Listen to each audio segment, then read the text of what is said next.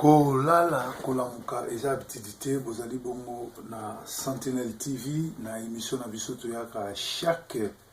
jour ko fongola bino mabongisi kotalisa bino mabombami ba révélation ba réalité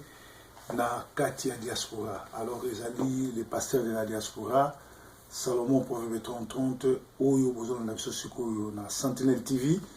et baza kolanda biso na monde entier na Sofkins TV na niveau ya Canada biso tozoko mettre awa na Manchester na Angleterre. Alors lelo ezali troisième jour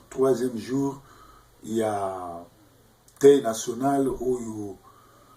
ba rassemblement ba décrétaki mais n'avait troisième jour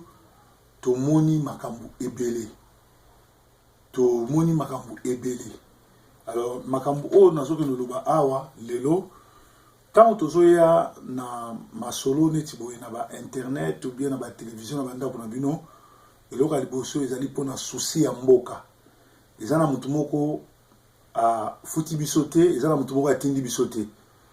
tant mboka ezana occupation tozana deux sortes de presse oyo ya bana mboka presse oyo ezoloba vérité presse oyo ezoluka ko libérer mboka mais tomoni bande ko ebele baza na bisote puisque ba zali bongo ba collabo parce que c'est le boye ba ke pouvoir quatrième pouvoir ezali presse ezaka quatrième pouvoir bitumba oyo ya ko libérer Congo bitumba oyo ya ko sikola mboka ya ko bengana Kabila na ba Rwandais na ba génocidaire nyonso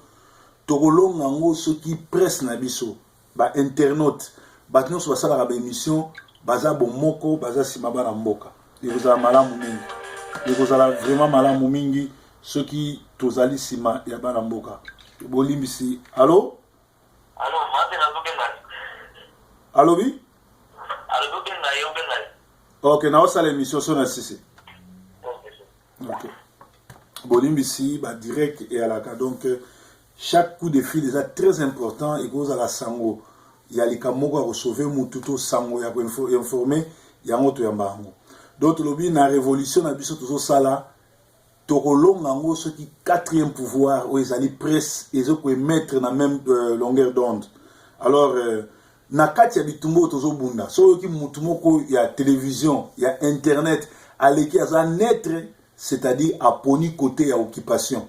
na kati ya bitumba faut qu'on a côté où ozali côté à révolution ou ozali côté occupation alors mutu nyo surtout akoyela bino ngaku tunazanga nanga naître ngaku tunalobaka nanga makambo nazana katikati ya village tout lukuta donc ezali mawaming alors soki mutu alobi aza naître azui par occupation batu bazana combat bako traiter lokola traître donc azali mutu toko pese permission aloba so makambo combattre parce que azali naître azali côté occupation bazo pese mbongo azo influencer parce que nanzela information boko ko gagner bitumba nanzela information boko gagner biloko ebele na émission oyo na ko expliquer bino ndenge nini télévision ezo travailler ndenge nini occupation asombi ba internet asombi ba site asombi ba ebele bazo ya lokola ba congolais bazo lo ba lokola ba congolais mais bazali na biso te to ko lo ba bota la papa ngwana lera bandaki biso te to baki akoya ko libérer mboka mais na suka l'air bataquer opposition ebimisi bato bo moni message papa ngwana sali pona hotel sabino ki azana bisote alors bato bazana molimo na bato bazana mayele ba comprendre directement que message ya ngwanda azana bisote do bato tu baola na ngwanda bazali ou na kati ya kobunga nzela ou bazali na kati ya mvutuma pona kolanda mutu oyo ça fait 10 ans ayaka na ba discours mais il est spécialiste yende fala libérer mboka azoko ko libérer mboka te donc tout ce que le bandé ngwana congolais atindata mutu moko te akomele journaliste mais mutu tout azana conscience to sens ya patriotisme akoki comme ça journaliste na devoir kaka moko ko informer baninga pe ko sala éveil patriotique ndenge ngai proverbe 30 Didier forme naza pasteur mais naza mobundeli mboka na yaka kaka pona éveil patriotique pona olamusa bato ndenge moko tozana ndeko na biso Gino Will na state tozana ikanga na Londres tozana pasteur Bobo malgré Eliezer na sepelaka nete po aza muto Katumbi c'est-à-dire aza collabo parce que Katumbi azali moko bato bazonga bo occupé mboka bona cadre politique peut-être tokoki kosangana kosolola mais na suka foto yeba mutu na mutu role neza nini Eliezer azoya kofongola bato miso bien que azwaki mbongo katumbi yango azako luka loba ko sabino ka osala TV poza mbongo katumbi. Alors soki oye na net to oye na télévision il faut ya na apport na yo faut ezala oye pona ko libérer mboka ou oye ko kangola bato miso ndenge na tangi bandeko oyo na ba misusu peut-être net ndeko na biso selozino ayaka na télévision pona éveil patriotique pona ko ya ko libérer mboka pona ko ya ko aider mboka. Alors mutu nyo surtout azoya na télévision pona ko kumisa Kanambe kozala pour Kanambe kozala pona Kanambe koloba malamu Kanambe biso batu ya molimo nkolo ase afongola biso miso pe mitema toyebi ko découvrir batwana ke bazana biso te. Alors binomo bomoni masolo elekaki awa dimanche na tongo to lamuki ba binisi video ke Kanambe babeti masasi bozalaki belenga kutu nazaki ya kolala ba lamusinga na 11h pasteur babeti kisa babeti Kanambe masasi tu basali ba video batwana nyonso babengaki nga na yebisaki bango kiza makambo lukuta bien que na kotaka tana information moko te na yeko senga ndeko moko na bitindela nga video yango lera tindeli nga video na tali mutu wana elobeli azoloba mbala moko pilote oyo bazalaki na Kanambe atindi mutu bazalaki na ya benganga pona koyebisa nga qu'est-ce qui s'est passé que Kanambe azonga Congo te Kanambe azalaki na Dubai bomoni pe bien que Kanambe azonga Congo te azalaki na Dubai alongo Dubai aye et pas pape. Alors eloko aliboso pona nini mutu wana bimisi ba video wana ezala soi-disant pasteur ezala mutu wana bazali ba agent ya ANR bazoya koloba biloko ndenge wana pe baseskize te parce que un bon journaliste na kati ya komba botala ba video nanga soki na salaire be na pesa information moko lokuta funa zonga le lendemain na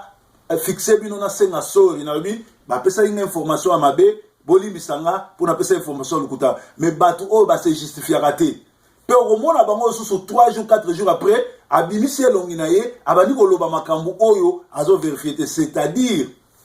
toza sous natina okena 4 chemete et la kisi ke batwana bazali ennemi à peuple bazali batu bazotambola na ba Rwandais parce que babimisi mbongo ebele pona kopesa bana mai ebele mbongo po balalisa bato pongi yango bomoni bato tout basalaki ba video ke babeti Kabila masasi a otambola te banda Kabila bimi na Vatican akokuta na pape moko ya bolole pape moko ya criminel lokola ye parce que nga lelo nde naza boye so nazaki mutu église catholique mena longwe parce que pape attaque ngaki elongi atazaki ne sengote makambo nyonso akokai koyebisa Kabila akoki koyamba un criminel te mutu oyo presse monde entier elakisi kaza criminel mutu oyo azoboma na Congo mutu oyo ba rapport mapinga ezolakisa ke azali criminel aya na ve ya koboma après koboma aye komona na Vatican ekozala pape azaki dur na ye ezala lobelaki makamni mais ayambi officiellement pe leki na ba presse nyonso ata yambi 2 minutes na 3 minutes en tout cas soki nga nazaki pape na ngaki nanu na canceler c'est-à-dire na boya rendez-vous wana na ngaki na boya et puis na ngaki tokutana te. Alors bomoni bino moko ndenge nini église catholique na yebite soki génie bazo jouer parce que normalement akoka ko yamba Kabila te et pe lisusu ba toyo babimisaki ba video ke Kabila babete masasi bakangi munoko babungi basala te explication ta oyebisa bato pourquoi bakosaki bato pourquoi bonabo. Alors na makambo aboye tango tozolela bandeko na biso esengeli to fongola miso fongoli to keba mutuni kolanda na kati ya bitumba na kati ya komba mwana nzambe ou bien mwana azana komba mutu azana komba combattant alandaka n'importe quel prestige na kati ya komba tozana ba information mususu oyo ezali ennemi ata sali malamu ennemi ata lesi 4000 personnes ennemi ata zui batutu bana hôpital afuteli bango mbongo hôpital abimisi bango batu combattant ba bomba remission wana babimisa yango te parce que makambo nyonso to ennemi azosala ezali pona abebisa makasi donc toko sala les publicités eza non événement. Alors soko yebi biloko wana te okoya na presse okomi bisopa sopa okomi biloba loba okomi ko sala biloko moko o ezanga tina. Alors na 3e journée ya lelo oyo tozali bon na ville morte pe tozali bon na deuil national. Alors na ngai na benda bato mato ko talisa bato moi quelques ba sites quelques bateaux sous oyo tozali to découvrir bango ke baba tamisala mabe to découvrir bango ke baba tumabe pe to pekisi bango ba lobelaka makambo ya Congo te ba émission ebele sala no théâtre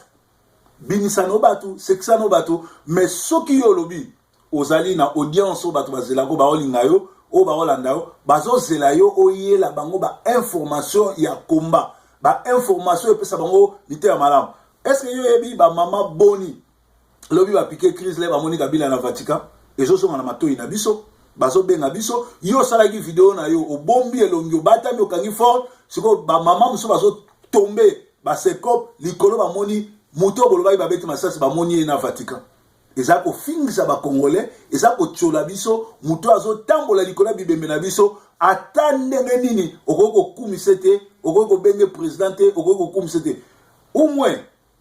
oyeba ke ozano combattante tika pe koloba mamba Congo sala ki journalisme masolo musu beta masolo no mususu ya bale ya nini ya kosekisa nini mais soko lobi ozali congolais oningo kotala makambo ya Congo esenge na yo oto sa makambo oto zoloba. Donc na troisième journée lelo za mukolo suka ya day national to tirer les sons na ba bibembe oyekwe to yeba ko tala nani aza journaliste solo yoka journaliste na motema na amna ye tala information ni azopesa mutu nyonso tu oyo azoloba azali journaliste azoba mamba Congo okoyeba ye soka za congolais okoyeba ye soka za pour ba congolais okoyeba so azo décourager pe ba congolais na ba information ya wana nazo benda mino miso lelo o na lingi beaucoup plus kolobela ba makambu o yeleki lelo calamité nazo ke notali sabino ba information pe lisolo auto sololi biso surtout les tolandi information muto a publié ki lisolo wana ezali ndeko oyo asalaka ba émission na bana chang mais na ngakutu na landaka vraiment biloko nete batuka batindela nga biloko na landa 2 fois 3 fois na yeko comprendre que ndeko wana azo ba langage ya combattante azana bisote azali opportuniste azali collabo ou bien azo mbongo azo lia mbongo pe perdre mais azo kosa lokola azo pesa ba information mais azana bisote. Alors vidéo à lobby l'air batindeli ngango mutu atindeli ngango alobi pasta mutu azana bisote tala ndenge azo kumisa Kabila ngango te katinga petit l'air atindeli ngango na tie na landi vidéo na ye na kukai ko sisa ngote na ozo nzambe témoin na réagir mamo na komeli félicitations ndenge ozo sala ki mende bis parce que musala o menda kukai ko sala te na internet yozo continue ko sala ngo et na kolakisa bino siko réaction ya ndeko wana ndenge aza orgueilleux ndenge alobi aza très connu ndenge alobi aza na